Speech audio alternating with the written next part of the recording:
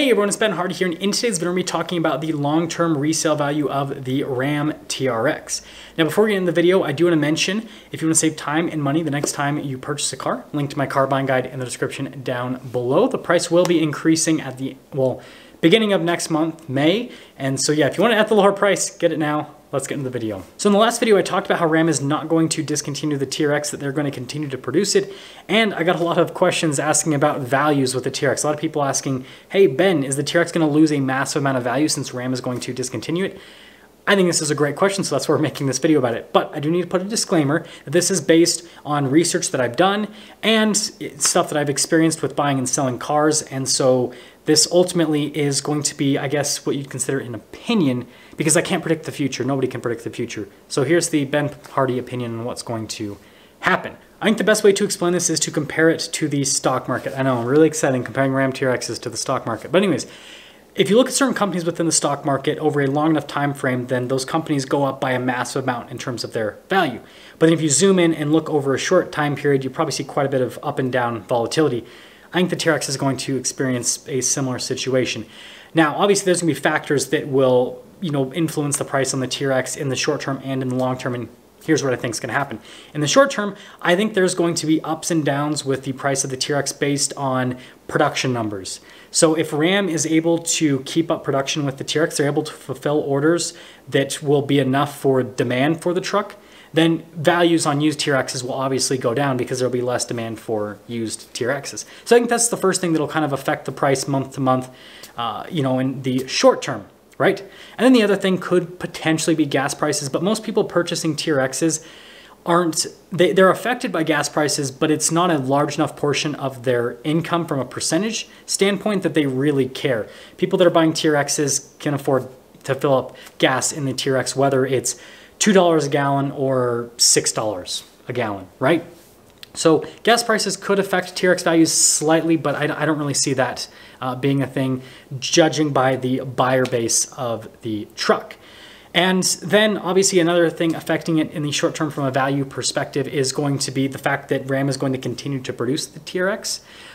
But there is a caveat with that. If Ram changes the engine in the TRX, then the value of Hellcat TRXs is going to skyrocket, whereas the value of these TRXs with the new turbocharged inline 6 won't be nearly as strong. Look at Raptors as an example. If you look at the old Gen 1 Raptors, which, sorry if you own a Gen 1 Raptor, but this is just my experience driving one, is frankly a crappy truck compared to a Gen 2 or Gen 3 Raptor. But again, if you look at the Gen 1 Raptor values, they have just absolutely skyrocketed.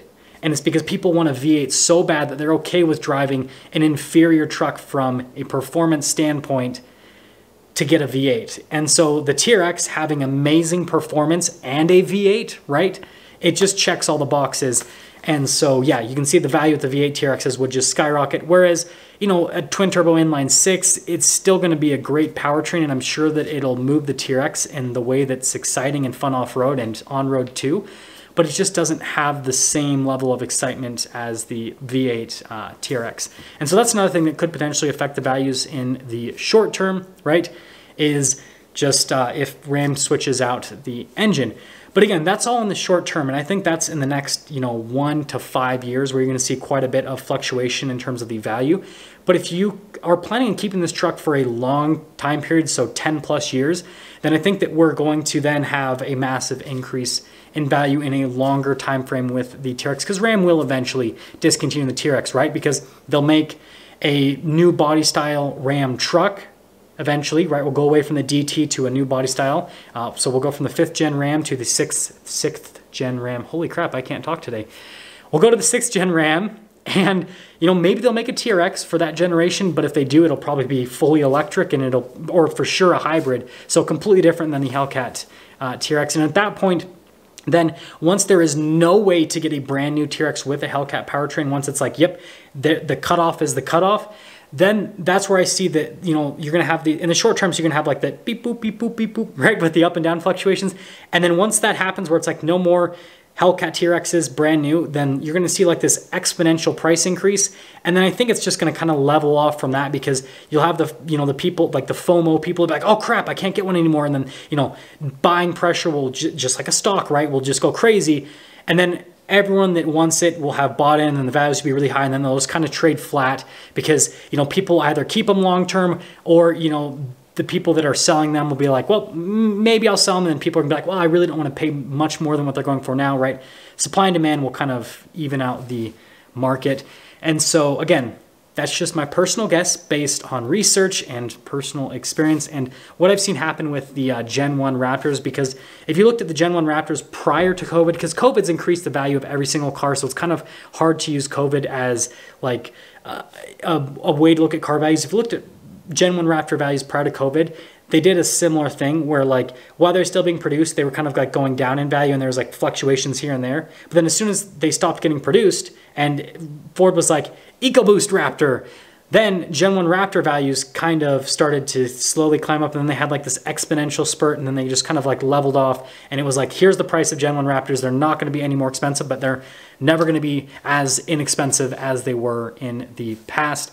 And sorry if that video was kind of jumbled up all over the place. Hopefully that helps out. And if you own a Gen 1 Raptor, I'm sorry for the comments I made on the Gen 1 Raptor, but like seriously, if you've ever driven a Gen 1 Raptor, and then if you go and drive a Gen 2, and then you go and drive a Gen 3, like the difference, especially between the Gen 1 and the Gen 3, is so massive from how it just feels with the suspension and the acceleration. Unless you have like a Roush Gen 1 Raptor, then those things are actually pretty quick. But just the overall performance from a suspension, shock standpoint, and everything, is just such a big difference. It's crazy. So sorry if I offended you, but it had to be said. Anyways, I'll see you guys.